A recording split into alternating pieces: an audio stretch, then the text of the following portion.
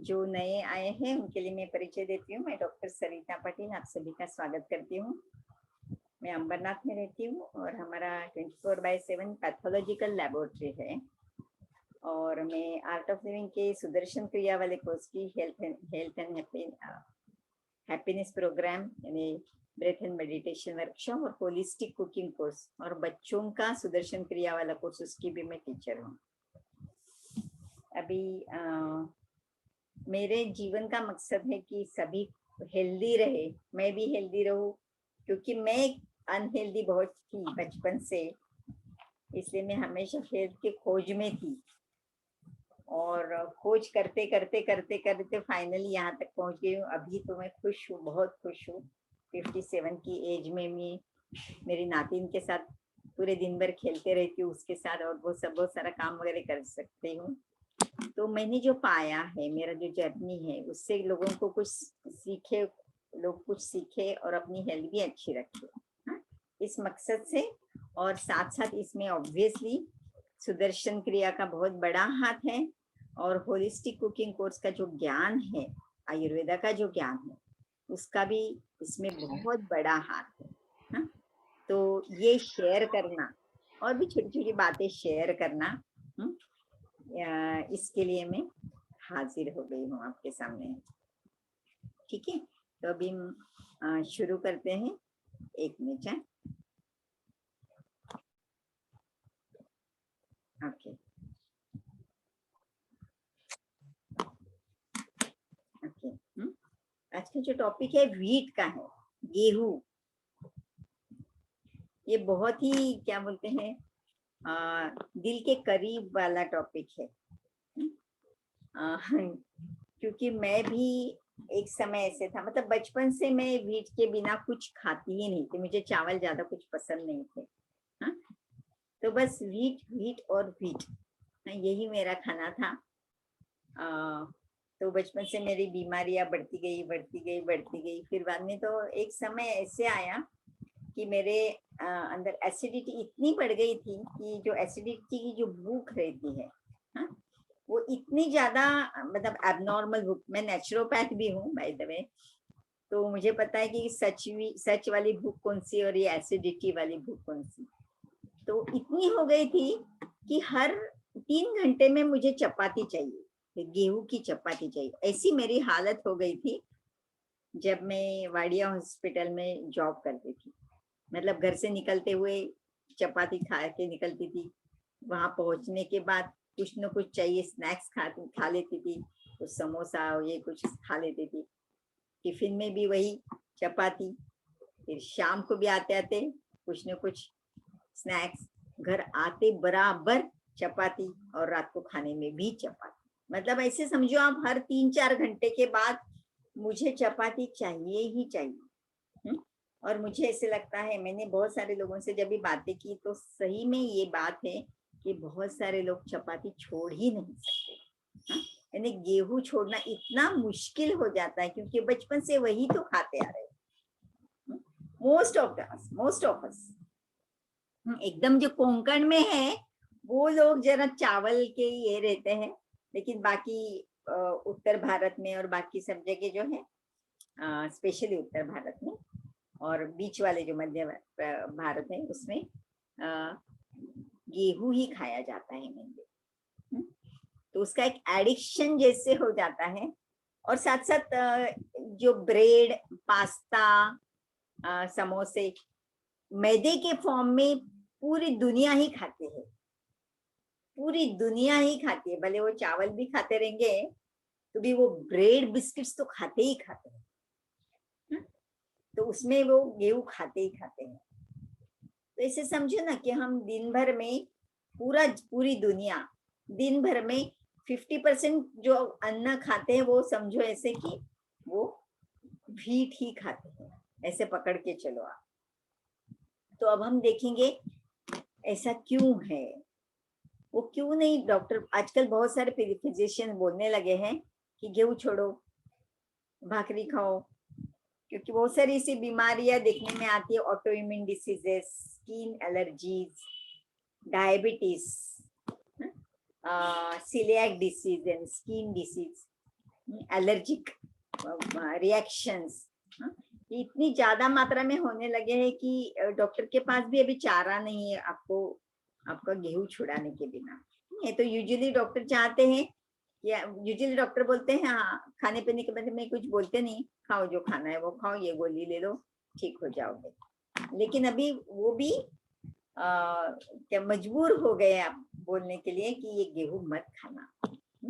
अभी हम देखते हैं ऐसे क्यों है, और पहले से हम क्यों खाते आए हैं गेहूं। और पहले और बहुत सारे लोग पहले के लोग तो जमाने में तो गेहूं तो खाते थे, उनको कुछ नहीं हुआ। हाँ, तो उसका भी रीजन आज हम देखेंगे। हाँ, और अभी फिर उसके ऊपर सॉल्यूशन भी देखेंगे हम, क्या करना है कैसे करना है।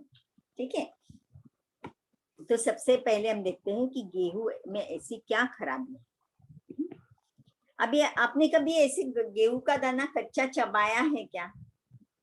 हाँ, जब भी चबाते हैं ना तो आप पूरा खा ही नहीं पाते हो, चबाते जैसे चबाते जाते हो चबाते जाते हो चबाते जाते हो तो च्युइंगम जैसे वाइट वाइट वाइट वाइट रह जाता है ना। उसको ग्लूटेन कहा गया है। ग्लूटेन एक प्रोटीन का अलग अलग टाइप के प्रोटीन्स का समूह है। उसमें मेनली ग्लियाडिन और ग्लूटेनिन, ये दो प्रोटीन्स के मॉलिक्यूल्स है, उससे मिलके ग्लूटेन बनता है। वो स्टिकीनेस देता है च्युइंगम जैसे या रबर जैसे। तो फिर उसमें प्रॉब्लम क्या है? प्रॉब्लम ऐसा है कि वो जो चिकट चिकट स्टिकी जो पदार्थ बन जाता है ग्लूटेन, वो शरीर के अंदर जाने के बाद डाइजेशन के लिए बहुत ही ज्यादा भारी पड़ जाता है। वो इतना कॉम्प्लेक्स है कि हमारी बॉडी उसको इजीली डाइजेस्ट नहीं कर पाती। इसलिए एकदम बहुत ज्यादा अच्छे से तगड़े जो काम करने वाले जिनका पाचन शक्ति बहुत अच्छी है, हाँ, उनको ज्यादा कुछ प्रॉब्लम महसूस नहीं होता होगा। अंदर तो प्रॉब्लम है ही, महसूस नहीं होता होगा।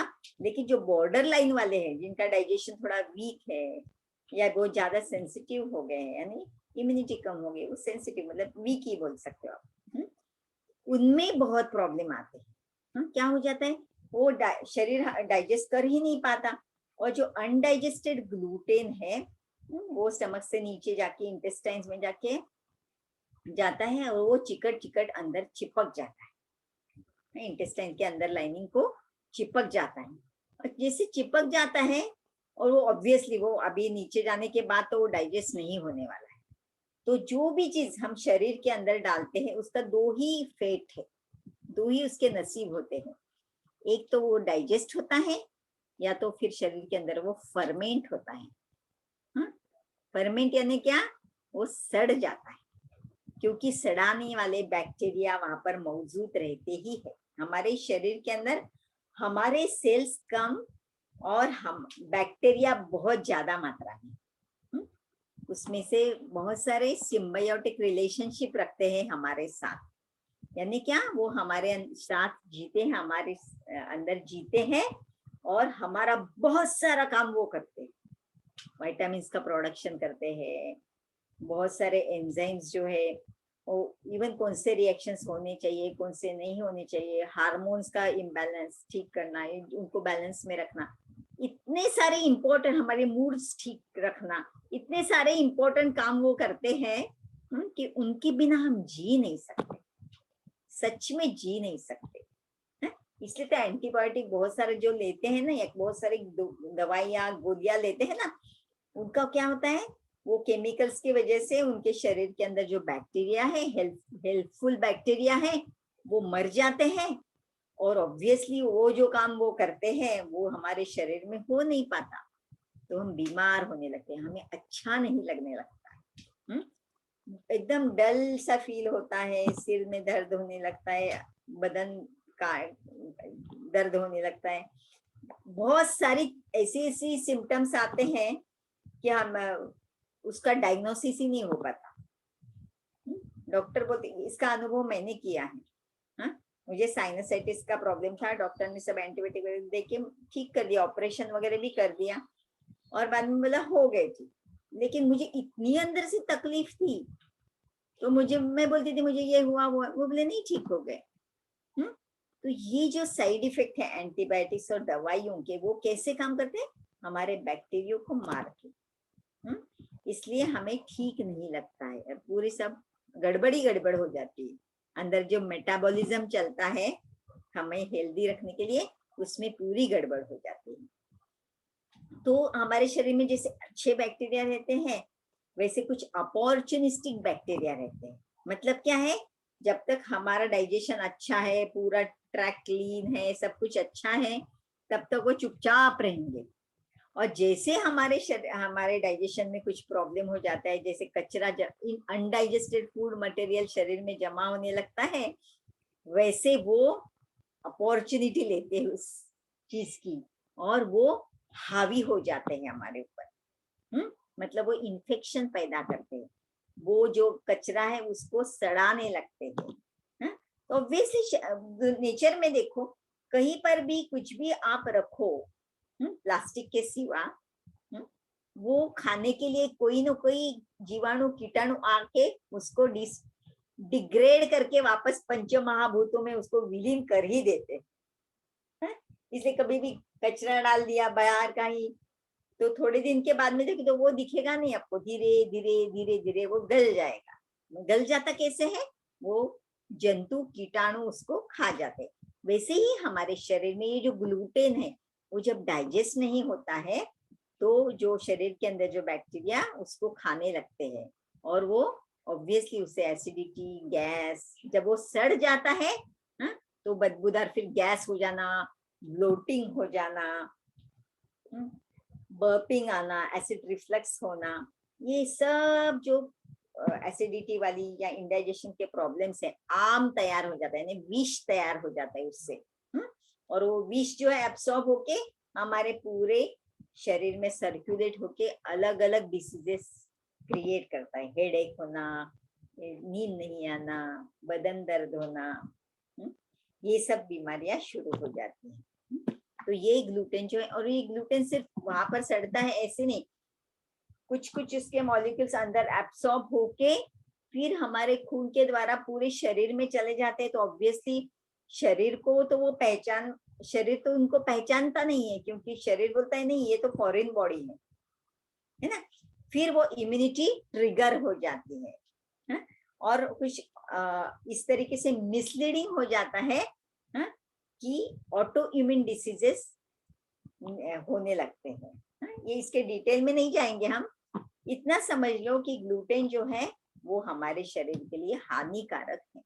तो कोई स्वस्थ व्यक्ति भी रहेगा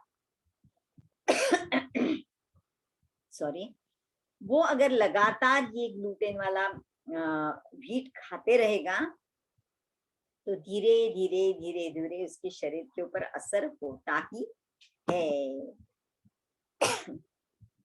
वो शरीर के अंदर इन्फ्लेमेशन पैदा करता है, सूजन पैदा कर देता है, अलग अलग टाइप। वो एक स्लो पॉइजन की तरफ काम करता है, इसलिए तो पकड़ में नहीं आता ना। तुरंत नहीं बोल सकते। हाँ, जिनको जैसे एलर्जी जैसे प्रॉब्लम होते, जैसे भी थोड़ा भी ग्लूटेन उनके शरीर में गया ना, उनका एलर्जिक अस्थमा, शरीर पूरा फूल जाना, ये सब रिएक्शन तुरंत हो जाती है जो एलर्जिक है उनके लिए। लेकिन जो एलर्जिक नहीं है उनको समझ में ही नहीं आता कि मेन रीजन क्या है। जैसे मुझे भी समझ में नहीं आया था कि मेरा ये जब सब इलनेस है उसका रीजन क्या है, साइनोसाइटिस का रीजन क्या है, क्योंकि मैं चपाती खाते जा रही थी और मैं मेरी डाइजेस्टिव कैपेसिटी लो थी, यानी मैं वीक थी और उसमें ये आ गया ग्लूटेन। फिर कॉन्स्टिपेशन होना, loose motion, IBS, irritable bowel syndrome का प्रॉब्लम होना, ये सब शुरू हो जाता है। ठीक है, तो ये स्लो काम करता है, इसलिए समझता नहीं। फिर इसके लिए हम लोग फिर दूसरे कारण ढूंढते हैं। अस्थमा, एलर्जिक अस्थमा हुआ तो हम बोलते कि नहीं क्लाइमेट चेंज हो गया इसके लिए हुआ, या फिर इसकी एलर्जी हो गई लेकिन ये पकड़ में ही नहीं आता है ना। स्किन एलर्जी हुई तो उसके लिए हम कुछ दूसरा रीजन देंगे। साइनसाइटिस जैसे मुझे हुआ था, मुझे लगा कि यहाँ का एटमॉस्फेयर जो है मॉइस्ट है, इसकी वजह से हो रहा है। ऐसे हम अलग अलग उसके रीजंस ढूंढते हैं, है ना। तो ये फिर और इवन डायबिटीज भी है। तो डायबिटीज तो रीजन ढूंढने के ही सवाल नहीं, हम क्या बोलते हैं, वो तो हेरिडिटरी है। हाँ?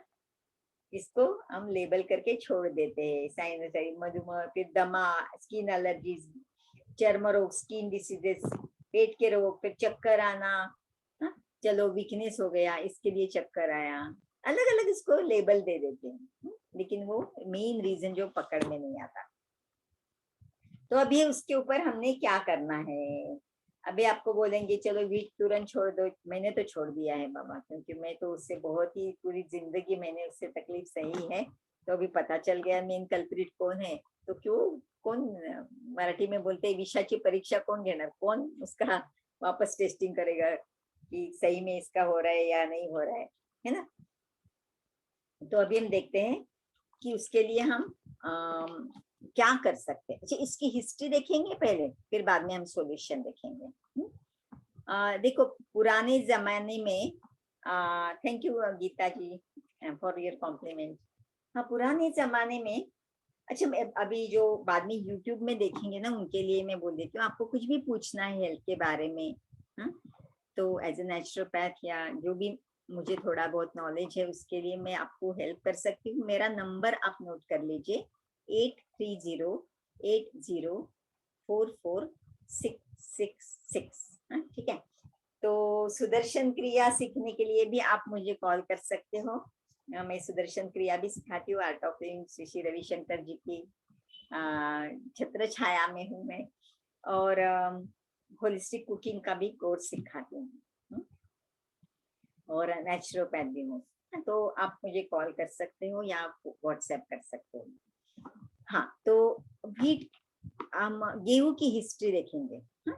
जैसे हम बोलते हैं ना, पुराने जमाने से हम खाते आए व्हीट, उनको कुछ नहीं हुआ, फिर अभी क्या, अभी क्या नया ही चालू किया है। मैंने ही सुना है ये सब बातें, इसलिए मैं बोल रही हूँ। तो बहुत पुराने जमाने में व्हीट का जो फॉर्म था, जो गेहूं का दाना था, उसका जो प्रोटीन था, आज ये जो ग्लूटेन नाम का एकदम कॉम्प्लेक्स स्ट्रक्चर है जो डाइजेशन के लिए कठिन है। तो पुराने जमाने में वो जो प्रोटीन था गेहूं का, वो एकदम फ्रेजाइल था, एकदम इजीली डाइजेस्टिबल था। इसलिए उस समय उनको प्रॉब्लम नहीं होता रहेगा। और दूसरी बात, हाँ उसके बारे में बाद में आती हूँ। और दूसरी बात, फिर बाद में क्या हुआ, धीरे धीरे धीरे धीरे वो स्ट्रक्चर थोड़ा कॉम्प्लेक्स, मतलब करीब करीब 1000 साल पहले का जो एमर व्हीट है, उसमें जो स्ट्रक्चर था गेहूं का, वो थोड़ा कॉम्प्लेक्स हुआ, लेकिन फिर भी वो इजीली डाइजेस्टेबल है। उसी का नाम अभी खपली गेहूं बोलते हैं ना, एमआर व्हीट, वो है वो। उसके बाद में क्या हुआ, सेकंड वर्ल्ड वार हुआ जब भी करीब 1945 के आसपास। तो उस समय क्या हुआ, धीरे धीरे साइंस ग्रो होने लगा। और उस समय सेकेंड वर्ल्ड वॉर में बहुत सारे जो देश है, उनके जनता जो है बहुत प्रॉब्लम्स हो गए, और भूखमरी बहुत बढ़ गई। हाँ, लोगों को अनाज नहीं मिल रहा था, ऐसे बहुत सारे प्रॉब्लम्स हुए। और दूसरी एक बात इम्पोर्टेंट क्या हुई, कि पहले जमाने में क्या होता था, जहां जहां जो जो उगता था अनाज, वो खाते थे लोग, क्योंकि यातायात की भी सुविधा ज्यादा नहीं थी कि यहाँ पे उगा तो फिर वहां पर ट्रांसपोर्ट करके हमने वहां पर बेचा, ऐसे भी इतना ज्यादा नहीं था। इसलिए जहां पर जो भी उगता था, कहीं पर नाचनी उगती, कहीं पर ज्वार उगता, कहीं पर प्रोसो मिलेट उगता, कहीं पर कौन सा अनाज उगता था, वो जो भी उगता था वो लोग खाते थे और सुखी थे, एकदम हेल्दी थे। लेकिन तभी क्या हुआ, सेकेंड वर्ल्ड वॉर में एक उन्होंने ऑब्जर्व क्या किया, जहां पर बॉम्ब फूटे थे, जमीन पर सपोज बॉम्ब गिरे, तो वहां पर जो घास थी वो पूरी जल गई। हाँ, लेकिन बाद में जब बारिश हुई ना, तब वहां पर बहुत ही हरी भरी, बहुत ही सुंदर तरीके से वो जो ग्रास जो भी था, वो बहुत अच्छी ज्यादा मात्रा में ग्रो हो गई। मतलब वो बॉम्ब में जो केमिकल्स है, नाइट्रोजनस केमिकल्स जो थे, उन्होंने फर्टिलाइजर का काम किया है? और पानी आया, पानी और फर्टिलाइजर दोनों मिल गए, तो वहां वहां पे जो भी वेजिटेशन था वो बहुत जोरों से ग्रो होने लगा। तो ये ऑब्जर्व किया उन्होंने। हाँ, तो जैसे ऑब्जर्व किया तो उसके ऊपर रिसर्च किया और फिर उन्होंने क्या किया आइडिया कि अभी जो भी सपोज बॉम्ब्स है, जो भी ये है फ्यूल जो भी है, वो नाइट्रोजनस जो भी है, तो जो अनयूज्ड है या पुराने हो जाने के, नहीं पटाखे हम लोग पुराने हो जाने के बाद फूटते नहीं है, हाँ? वैसे वो जो बॉम्ब वगैरह रहेंगे वो पुराने हो गए, वो तो कुछ काम के नहीं है। फिर उन्होंने क्या किया, उससे वो फर्टिलाइजर बनाया है, फर्टिलाइजर बनाए। और फिर उन्होंने क्या किया, बाई चांस वैसे हुआ कि जो उन्होंने पाया ना कि भाई ग्रास अच्छे से ग्रो होगी, वो वीट ही था, जहाँ पर पानी ज्यादा जमा होता था, मतलब उसको अच्छे से पानी मिला और ये फर्टिलाइजर भी मिला। तो उन्होंने क्या किया, फर्टिलाइजर का उपयोग करके वीट की पैदाइश बहुत ज्यादा मात्रा में करना शुरू की। और साथ साथ ये बात हुई कि रिसर्च किया और हाइब्रिड दाना बनाया उन्होंने। डॉक्टर नॉर्मन है, उन्होंने रिसर्च करके हाइब्रिड ब्रीड बनाया उन्होंने, यानी क्रॉस ब्रीडिंग किया। लेकिन उसके बाद में क्या हुआ कि ट्रायल एरर करते करते उन्होंने एक बहुत अच्छी सी ब्रीड तैयार की कि जो बहुत ज्यादा फसल देती थी, दाना भी अच्छा था, और उससे बहुत सारे लोगों की समस्या हल हो गई, भूखमरी की। उनको उसके लिए नोबेल पुरस्कार भी मिला। और होते होते जैसे ग्रीन रेवोल्यूशन हुआ, इसी को ग्रीन रिवोल्यूशन कहा गया है, कि फर्टिलाइजर और पानी, इरिगेशन भी सिस्टम डेवलप होने लगी, इरिगेशन करके और फर्टिलाइजर के साथ बहुत ज्यादा मात्रा में फसल उगाना, इसी को तो हरित क्रांति कहते हैं। 1960 में ग्रीन रिवोल्यूशन है ना, हरित क्रांति हुई और पूरी जगह पे फिर वीट उगाना शुरू हो गया, क्योंकि वही तो हाइब्रिड था, है ना, और उसकी फसल अच्छी हो रही थी। कमर्शियलाइजेशन उसका हो गया, मार्केटिंग अच्छे से किया गया, फिर ट्रांसपोर्ट सिस्टम से उसको पूरी दुनिया में ऐसे हो गया कि पूरी दुनिया में लोग वीट ही खाने लगे। और कैसे हुआ, ऑब्वियसली इतना ज्यादा मात्रा में जो गेहूं की पैदाइश की, तो उसका मार्केटिंग भी होना चाहिए ना। तो ऐसे ब्रेन वॉश किया गया कि ये जो बाकी जो जगह जगह पे उगते थे उसको मिलेट्स कहा गया, उन्होंने मिलेट्स कहा, ज्वार, कहीं पर बाजरा, उन्होंने सब ऐसे ब्रेन वॉश किया, क्योंकि ऑब्वियसली ये जो फसल उगी है उसको तो बेचना है, उनको पैसा तो होना ही है उसका। तो उन्होंने ऐसे प्रोपेगेंडा करना शुरू किया कि ये जो मिलेट्स है वो इंसान का खाद्य नहीं है, वो जानवरों का खाद्य है, पंछियों का खाद्य है। और इंसान का खाद्य कौन सा है, गेहूं है, उसकी मुलायम रोटी है, इसका मुलायम ब्रेड है। धीरे धीरे उसका प्रचार होने लगा। जैसे ऑब्वियसली वो खाने में तो बेहतर लगता ही है, मोटे मोटे रोटी के अनाज मिलेट के रोटी के कंपैरिजन में वो मुलायम ब्रेड ज्यादा अच्छा लगने लगा। और जैसे वो प्रचार होने लगा, पूरी दुनिया में एक ही अनाज खाने लगे सब, तो वो था हाइब्रिड वाला वीट। फिर हमारा जो पुराना जो दाना था, जैसे खपली गोवे, बंसी, कठिया, पैगंबरी, जो भी लोकल ब्रीड वाले अनाज थे गेहूं के, वो लुप्त होने लगे। और ये ज्यादा पैदाइश देने वाला बढ़ने लगा, और पूरी दुनिया में लोग वीट खाने लगे, वीट और राइस भी। अभी हम वीट की बात कर रहे हैं। तो ये बात, इस तरीके से पूरी दुनिया वीट खाने लगी और हम भी वीट के आदी हो गए बचपन से। लेकिन शुरू शुरू में जो देखो अभी 1960-70 में ये पूरा दुनिया में फैल गया, फिर 1990 में पूरे रोटी, बिस्किट्स, नूडल, बिडल ये सब आने लगे। और फिर बाद में उसका साइड इफेक्ट क्या हुआ कि लोगों की सेहत खराब होने लगी। वो क्यों होने लगी, इसकी डिटेल चर्चा मैंने मेरे मिलेट सेशन में की है। तो जिन्होंने अभी तक मेरा मिलेट सेशन अटेंड नहीं किया है तो उसकी लिंक मैं आपको भेज दूंगी, तो आप आपका नाम और टेलीफोन नंबर और मिलेट सेशन ऐसा चैट बॉक्स में डाल दीजिए। हाँ, तो उसका पूरा डिटेल, साइंटिफिक डिटेल्स मैंने डाले हैं कि गेहूं से सभी रोग क्यों होते हैं। कोलेस्ट्रॉल, हार्ट का प्रॉब्लम, डायबिटीज का प्रॉब्लम, किडनी के प्रॉब्लम, एलर्जी के प्रॉब्लम, सभी, आर्थराइटिस का प्रॉब्लम, ब्लड प्रेशर और न जाने क्या क्या, ये क्यों होते हैं। हाँ, उसका साइंटिफिक पूरा एक्सप्लेनेशन मैंने वो मेरे कुछ 1-1.25 घंटे के वेबिनार में दिया है। हाँ, तो आपको फ्री ऑफ कॉस्ट वो मैं लिंक भेज दूंगी। मेरा नहीं तो यूट्यूब लिंक जो है उसमें जाके भी आप देख सकते हैं, डॉक्टर सरिता पाटिल करके यूट्यूब लिंक जो है। तो हाँ, तो हम कहाँ थे कि धीरे धीरे गेहूं खाना शुरू हो गया। तो उसका साइड इफेक्ट कैसे होने लगा, फार्मर्स तो खुश हो गए क्योंकि तुरंत तो उनको पैसा अच्छे से मिलने लगा।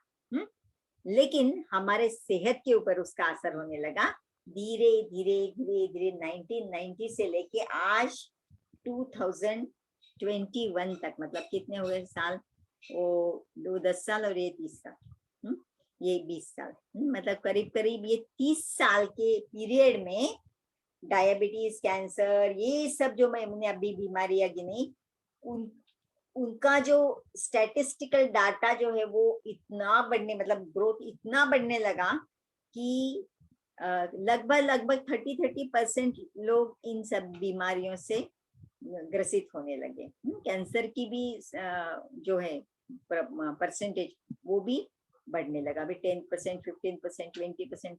आप अभी देखो आजकल ऐसे ना, कोई भी किसी को भी आप पूछो, उसके कोई ना कोई रिश्तेदार में कैंसर है ही। आप मानते हो कि नहीं ये बात? हा?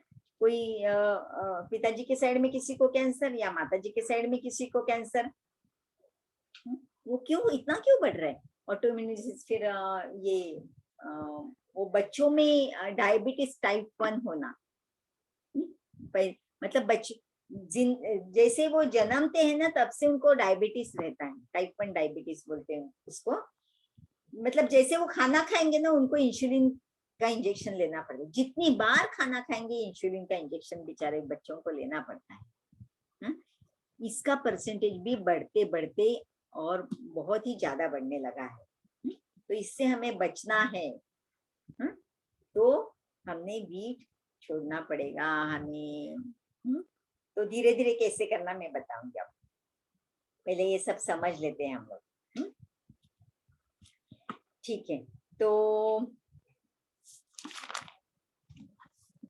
अभी हम देखते हैं कि अगर आप अभी गेहूं आपको छोड़ना है, तो कैसे छोड़ेंगे? तो गेहूं जो कॉम्प्लेक्स स्ट्रक्चर है, मेन तो क्या है, हम डाइजेस्ट नहीं कर पाते, इसके लिए है ना। तो पहले तो बात है हम अपनी डाइजेशन कैपेसिटी को बढ़ाना पड़ेगा। पहले ही बात तो है डाइजेशन कैपेसिटी को बढ़ाना। हाँ, मैं ऐसे समझती हूँ कि आप गेहूं थोड़ा बहुत खाना चाहते हो इसलिए मैं बोल रही हूँ। वैसे तो डाइजेस्टिव कैपेसिटी तो सभी ने बढ़ानी चाहिए। तो डाइजेशन को कैसे बढ़ाएंगे आप?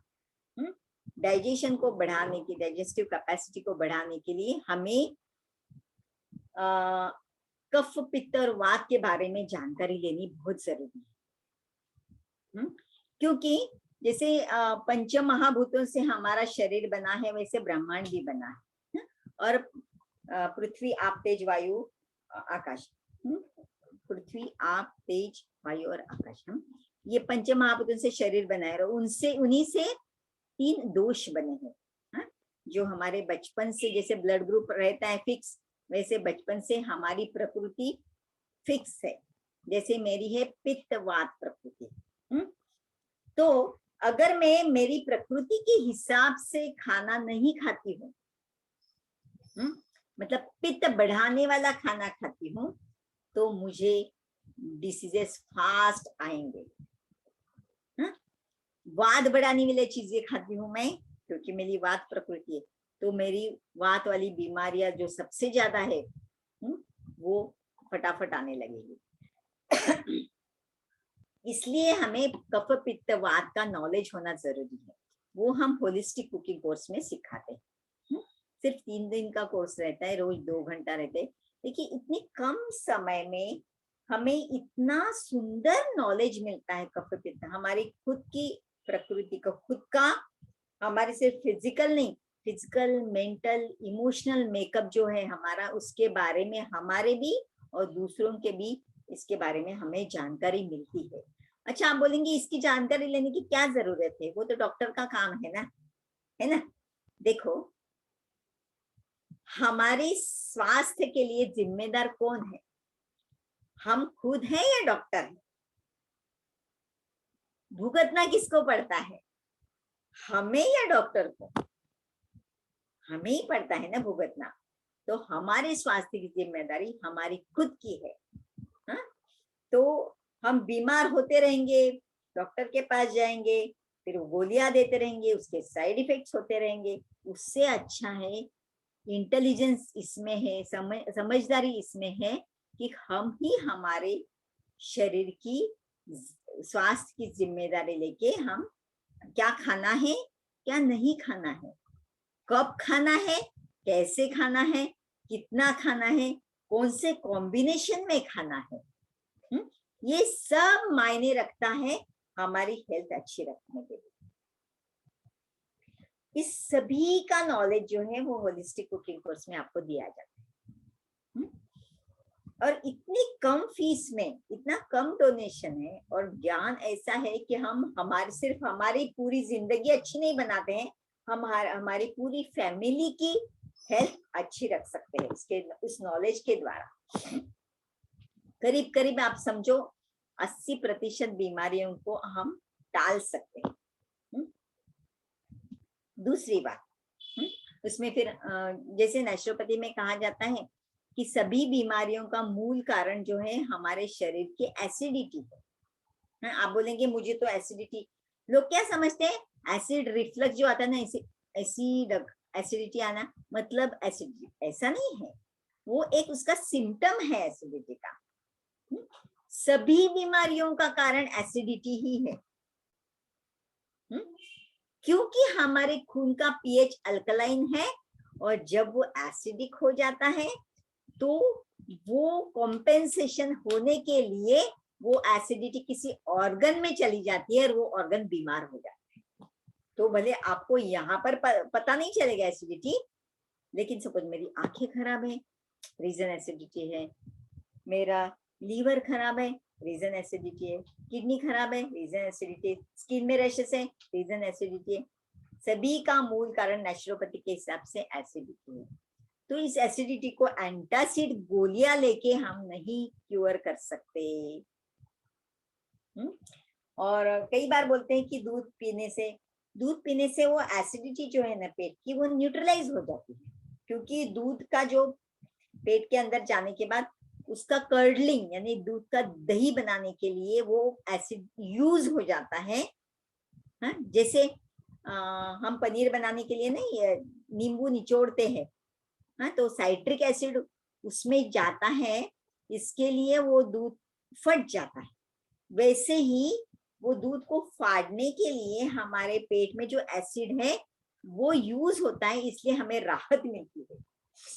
अच्छा लगा मुझे, दूध पीने से एसिडिटी कम हो जाती है, लेकिन वो कम नहीं होती है, हमें टेम्पररी राहत मिलती है, और फाइनली उसका एंड प्रोडक्ट जो है वो हमारी एसिडिटी और बढ़ते जाती है। ये बात है।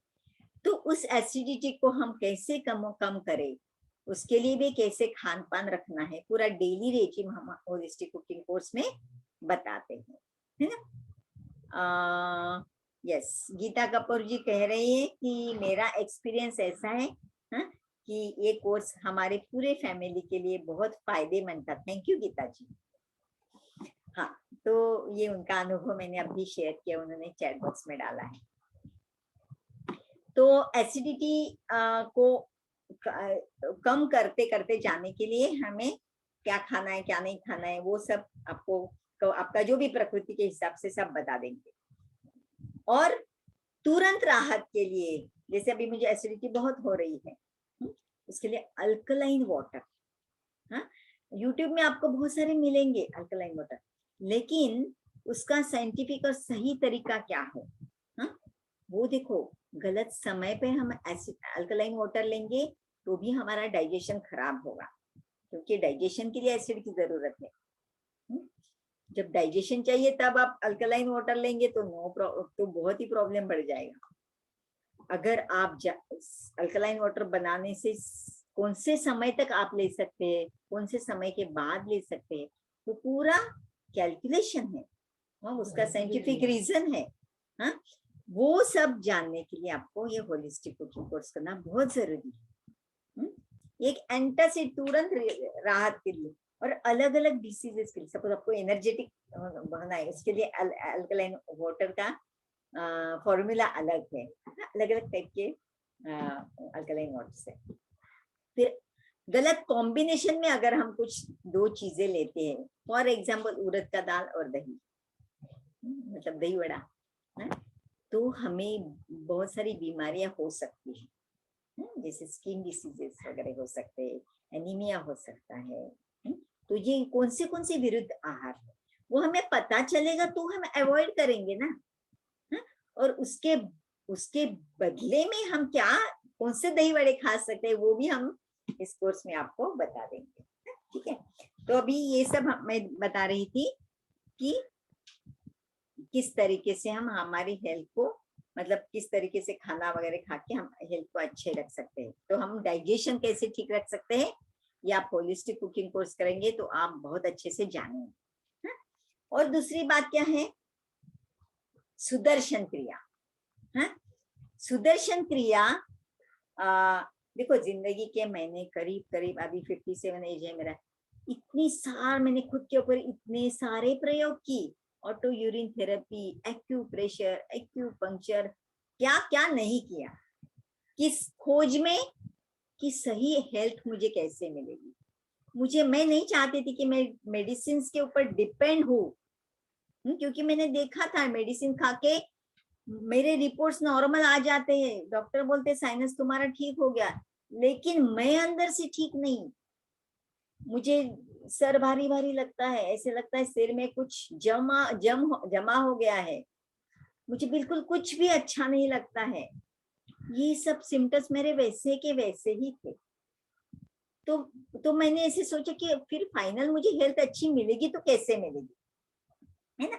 तो इस खोज में मैंने देखा कि ये जो नॉलेज, और दूसरा सुदर्शन क्रिया, सुदर्शन क्रिया जैसे मैंने सीखी और की, तो मेरे करीब करीब 80, शुरू में तो एकदम 90% जैसे मेरे प्रॉब्लम्स गायब हो गए। उसका भी साइंटिफिक रीजन है। उसका साइंटिफिक रीजन है कि नंबर 1, सुदर्शन क्रिया से हम हमारी लंग कैपेसिटी को 30% से 90% के ऊपर लेके जाते हैं। लंग कैपेसिटी यहाँ इसका क्या इसमें वास्ता है, अरे भाई लंग कैपेसिटी तो सबसे इम्पोर्टेंट है, क्योंकि जितनी ज्यादा मात्रा में हम ऑक्सीजन अंदर लेंगे उतनी ज्यादा मात्रा में कार्बन डाइऑक्साइड बाहर फेंकेंगे, और हम हमारे शरीर के अंदर जो विषैले तत्व है, टॉक्सिन्स तैयार होते हैं, वो टॉक्सिन्स 90% हम कार्बन डाइऑक्साइड के फॉर्म में बाहर निकालते हैं। वो टॉक्सिन शरीर के अंदर, सेल्स के अंदर उसका ऑक्सीडेशन होता है, उसका जो विषारीपन है, विषैले तत्व जो है, वो कार्बन डाइऑक्साइड के रूप में हम बाहर निकालते हैं। तो ऑब्वियसली जितनी ज्यादा मात्रा में हम कार्बन डाइऑक्साइड बाहर निकालेंगे उतनी ज्यादा मात्रा में हम क्लीन रहेंगे।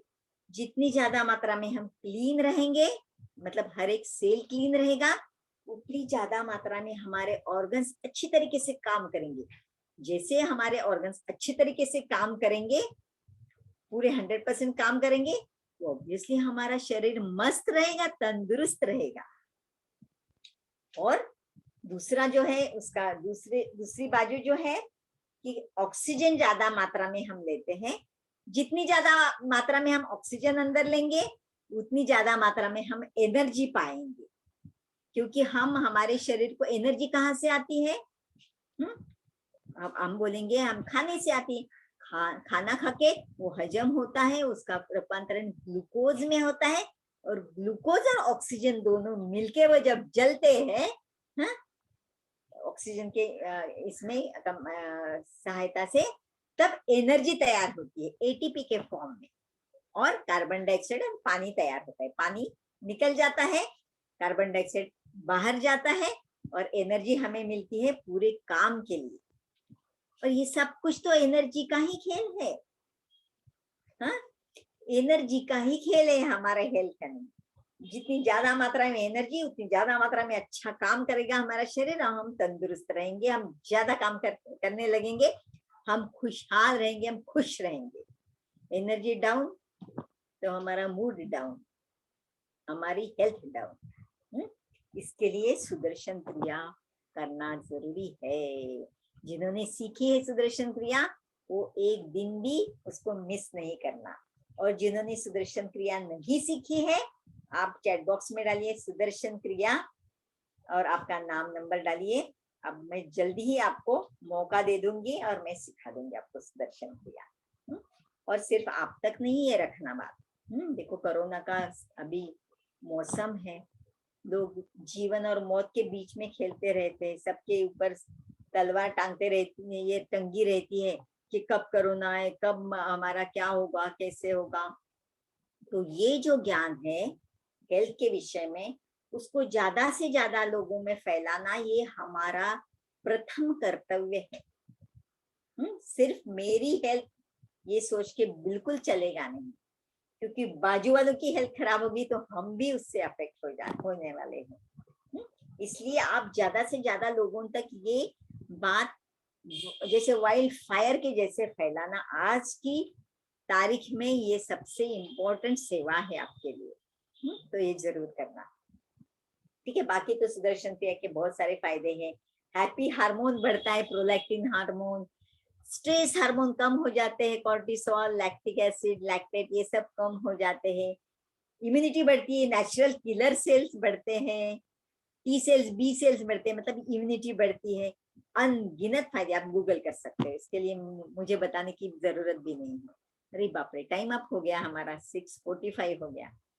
ठीक है, तो हम अभी मैं लिस्टिंग करती हूँ आपको कैसे किस किस तरीके से हमको गेहूं को छोड़ते जाना है।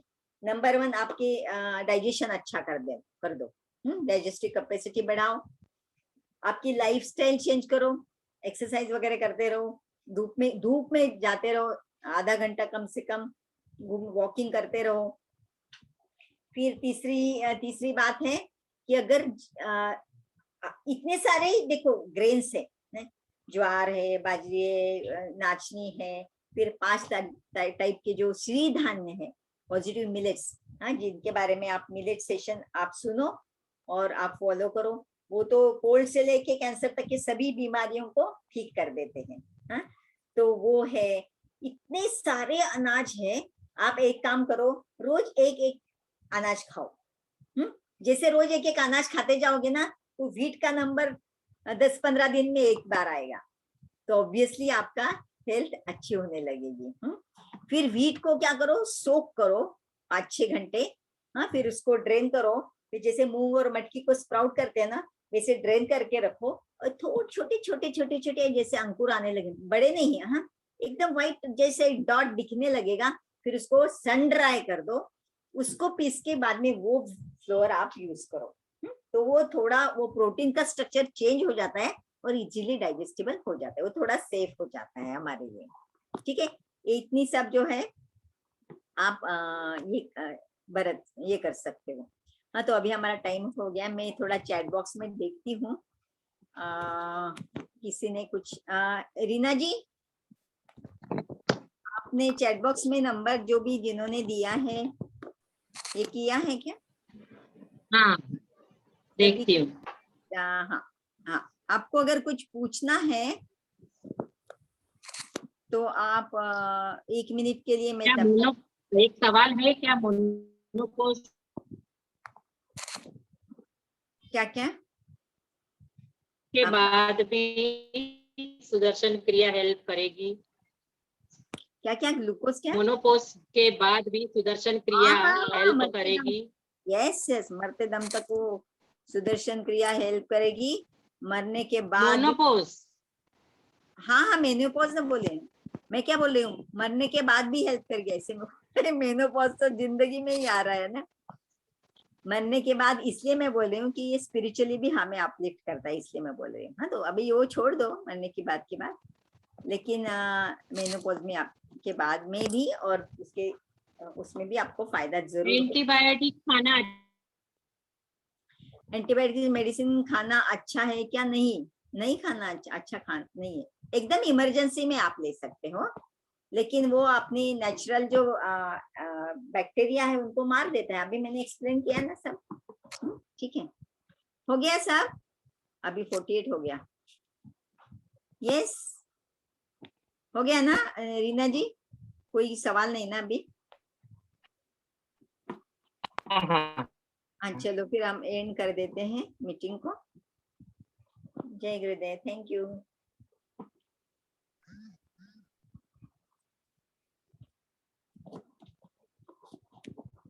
ग्लूकोज लेवल भी maintain, yes, thank you. Reena ji आपको क्या ये होस्ट, रीना जी आप एंड कर दो मीटिंग को।